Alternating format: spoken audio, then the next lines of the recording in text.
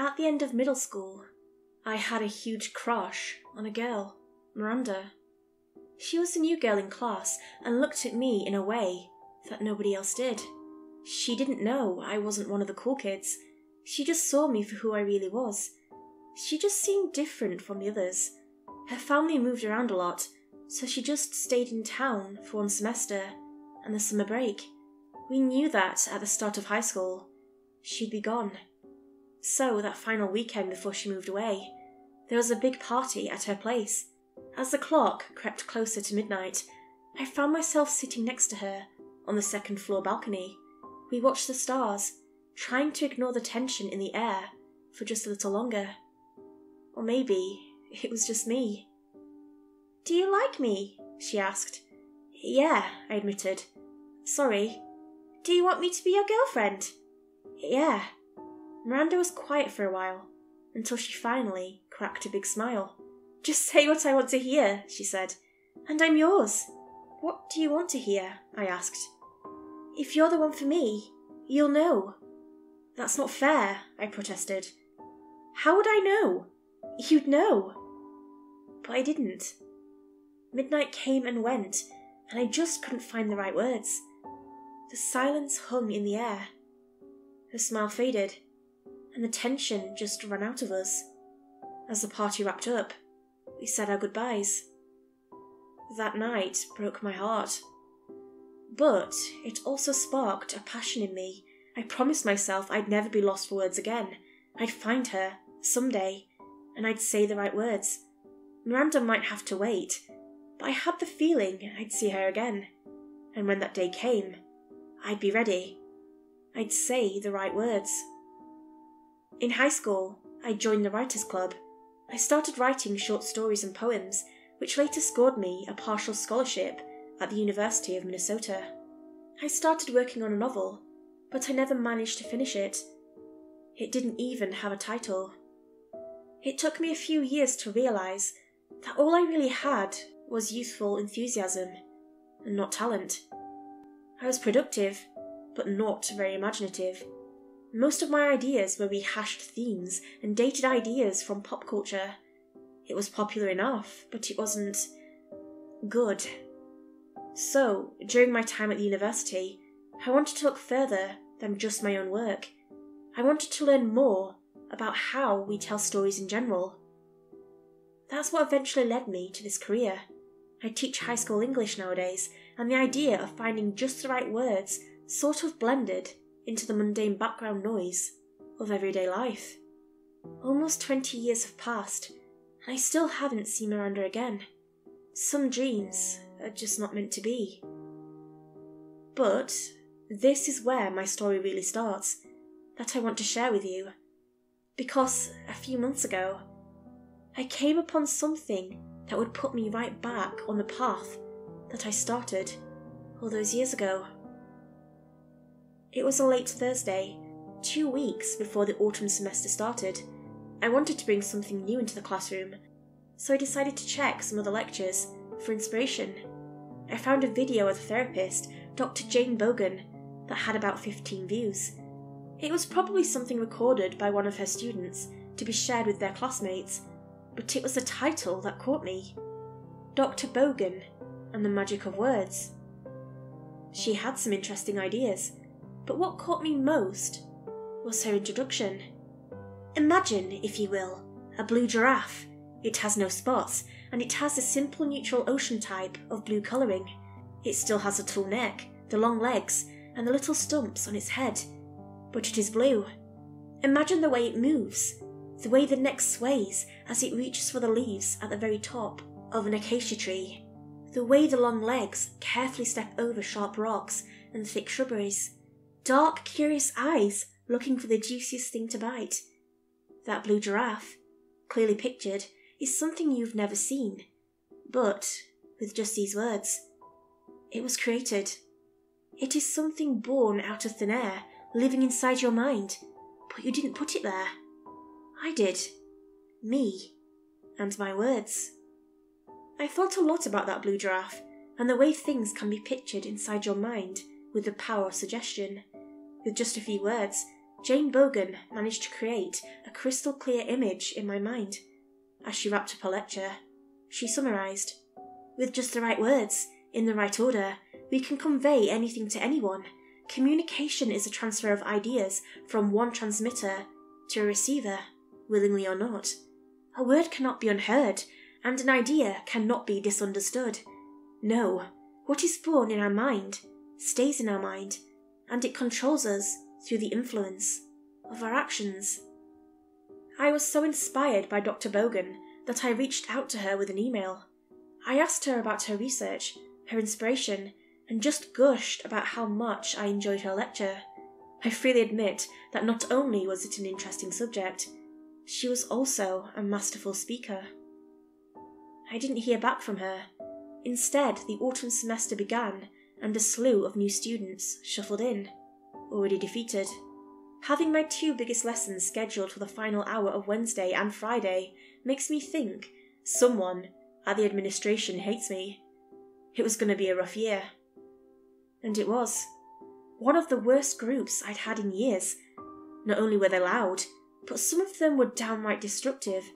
The worst were Kenny, short for Kennedy, and Dwayne, who were class rivals. They were rowdy and constantly competitive, vying for the attention of their female classmates. Always trying to one-up another, they were a constant source of frustration.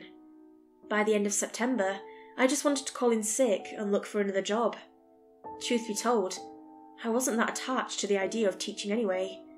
I was missing my time at the university, and I thought about going back for a doctorate position. But inertia is a powerful force, and I'd grown comfortable. There was no way I was just going to give my life up for nothing. Then came a package. A response from Dr. Jane Bogan. Attached was a letter, handwritten by the doctor herself. It said, "Thank you so much for reaching out to me. It was a rare thing to hear from a student so eager to learn. The best way to fully grasp what it really means to convey thoughts and ideas is to learn from those who've done so better, and for longer. While we can read the elements of style until our eyes bleed, there are other sources that not many have had the pleasure of reading. To state your curiosity, I've attached one such source. I wish you a lifelong journey of learning. Best wishes, Dr. J. Bogan." The book was the diary of one Emmet Rask. It was mostly written in cursive and dated from the early 1910s. Glancing through it, there were just 60 pages. The text was large, and I didn't see anything immediately interesting about it. Still, I promised myself I'd go through it. If Dr. Bogan had made the effort to send it, I'd try to read it. Hell, I wasn't one to complain. My unfinished, unnamed novel still rested on a shelf somewhere. Looking back at it, this is where things started to go wrong. That same night, I read that diary from cover to cover. I fell asleep in the kitchen, book in hand, and couldn't remember a word of what I'd read.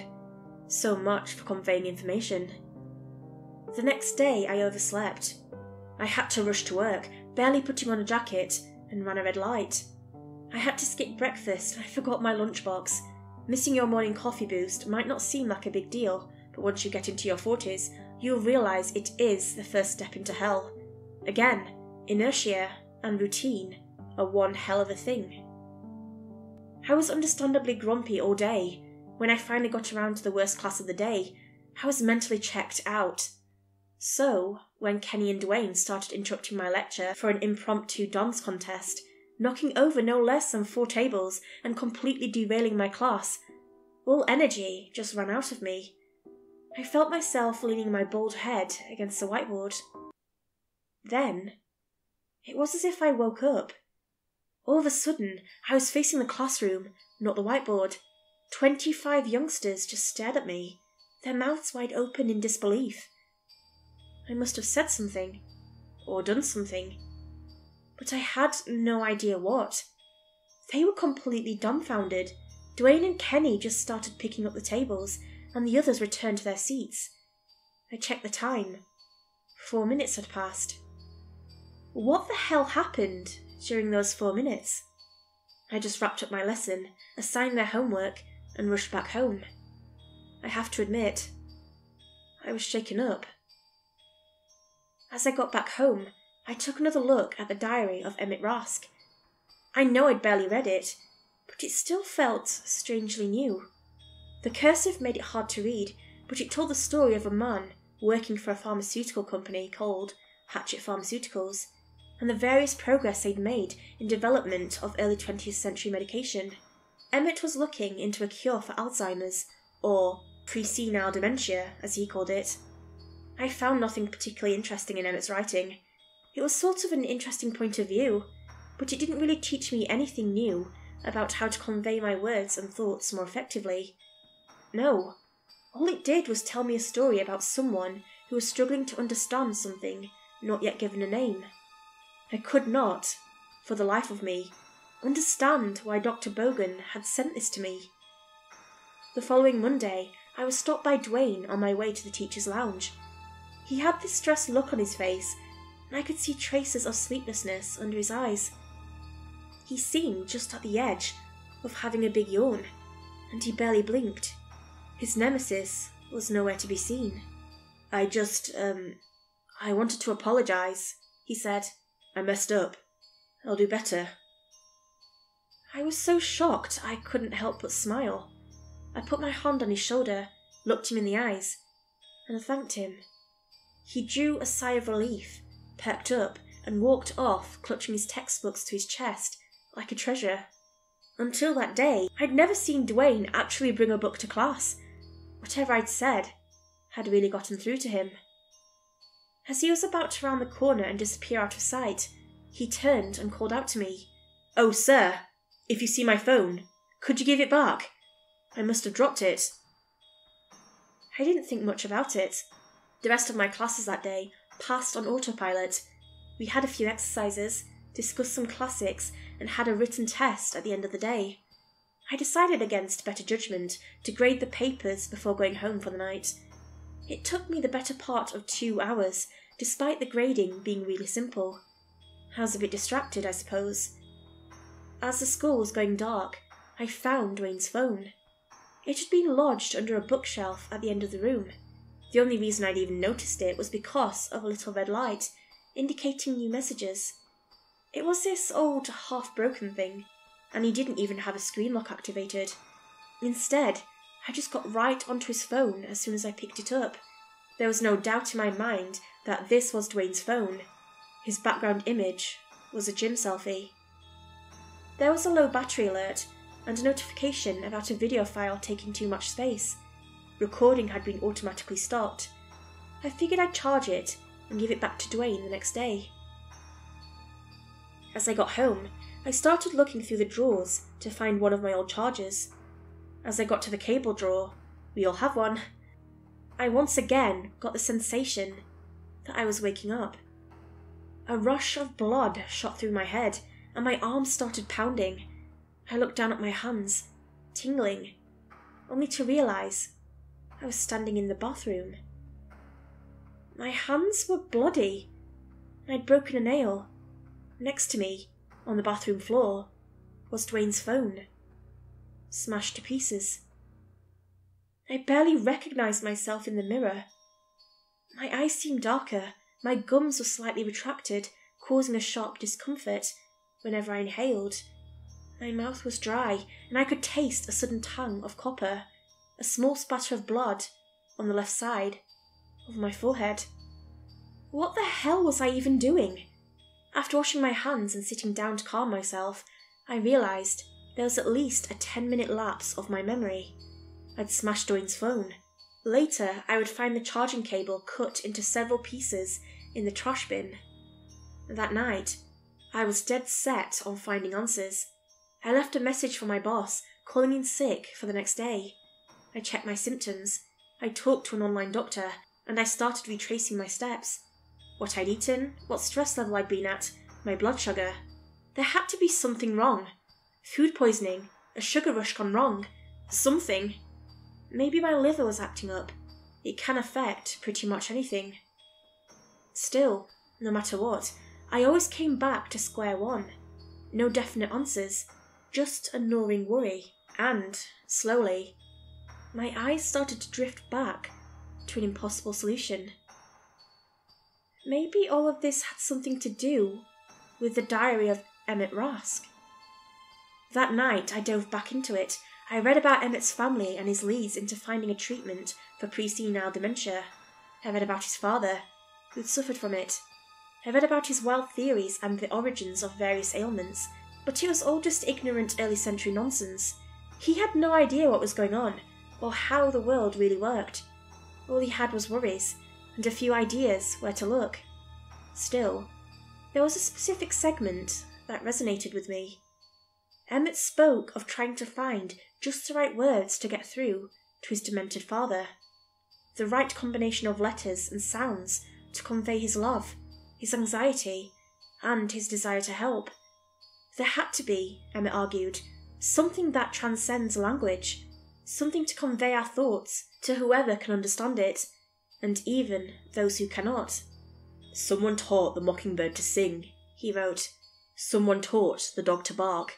And something, somewhere, taught us to listen before the age of speech. Someone spoke the first word, yes, but more importantly, someone listened." Ultimately, the diary of Emmet Rask didn't provide any answers. While interesting, it didn't explain my memory lapses. Instead, I just sat back down at my computer to check my email. I wanted to see why Dr. Bogan had sent me that diary in the first place.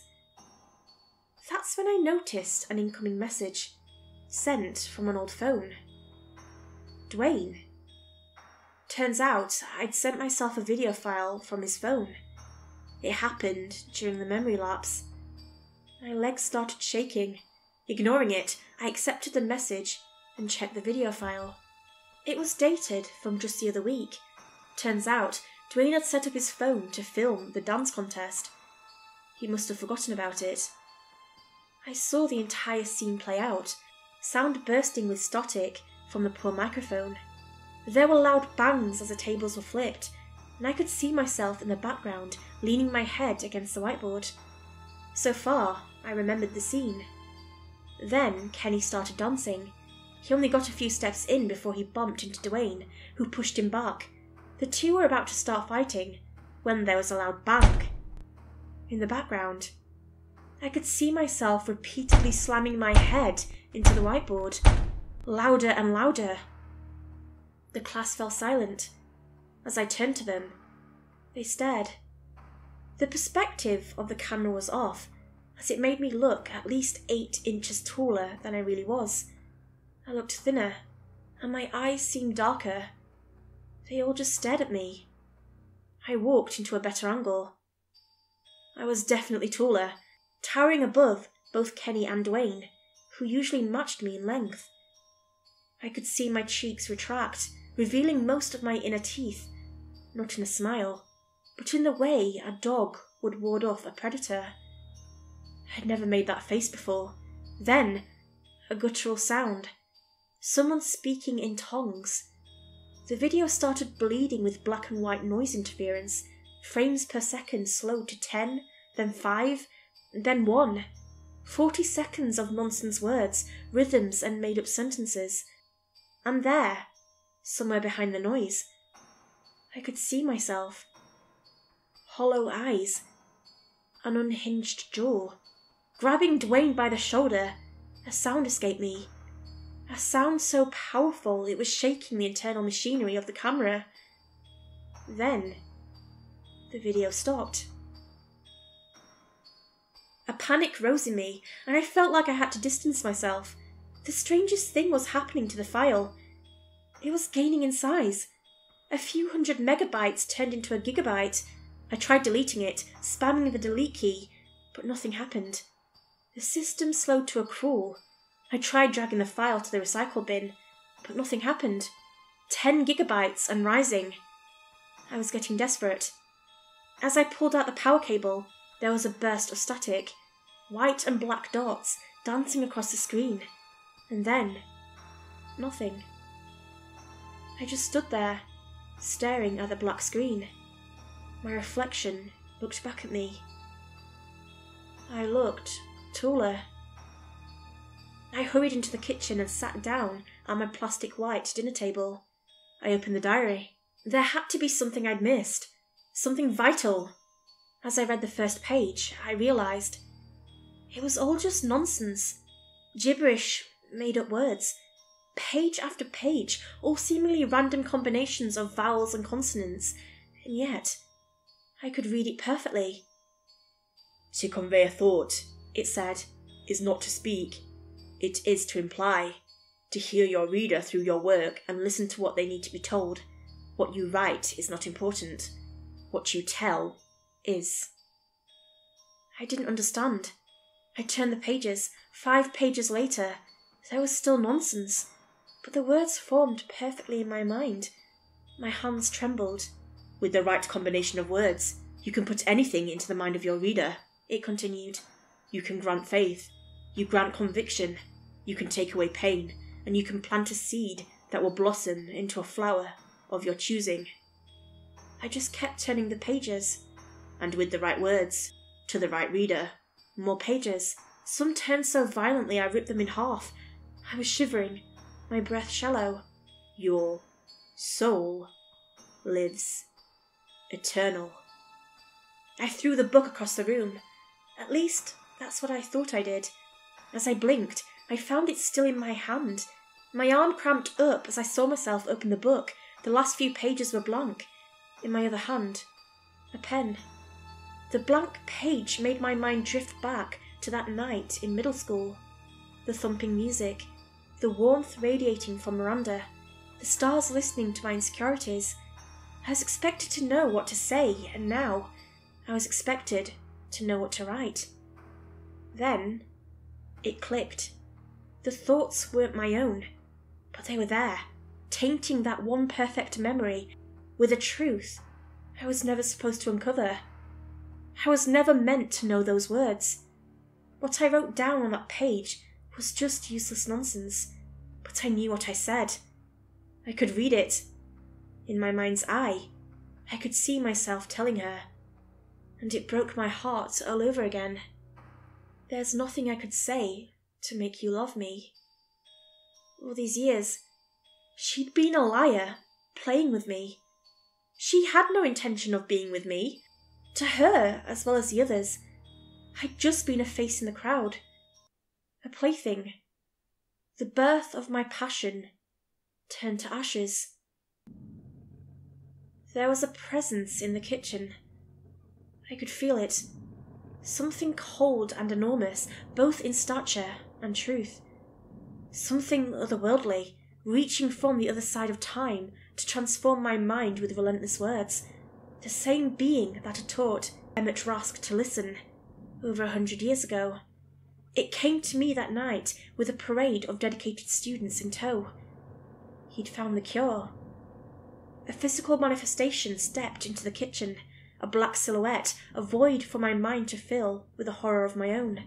My eyes burst with colour, trying to fill the nothingness, making my brain flood like a kaleidoscope. Humanoid shapes stepped forward, pushing the book to my chest. A head the size of my torso met my forced gaze with unseen eyes. I screamed, only to feed my ears a sound other than my beating heart. My eyes bulged, unblinking, trying their best to look past the impossible. "Hello," it said, and moulded me. That night, I fever-dreamed of a world beyond our own, a world with a sky of static noise, ignorant lives blinking in and out of existence, leaving nothing but black flecks of dust behind. But there I stood, among generations of fools who put their ear to the ground, only to hear something they shouldn't have. In the distance, a being. The one who taught us to listen. The one who changes us. I fell to my knees, speaking in tongues. Over 1,000 lifetimes, and in the blink of an eye, I worshipped at the gate of our master, the one who steps through the void, the one who speaks and listens, the one who lives in the mirror. The next day, I awoke on my couch. There was a large stain from my sweat, and I was running a nasty fever. Over the next few hours, my body purged itself. Something held me back from looking into the mirror, but I forced myself to do it. I recognized myself. It wasn't completely me, but I recognized myself nonetheless. But there was also something else. There would always be something else. From the outside, it is easy to see the way my words have changed my students. My most problematic class have become my most obedient, and students like Kenny and Dwayne have changed their ways. In a way, I must have told them whatever they needed to finally listen. I still teach, and I imagine quite a few of them listen more than they used to.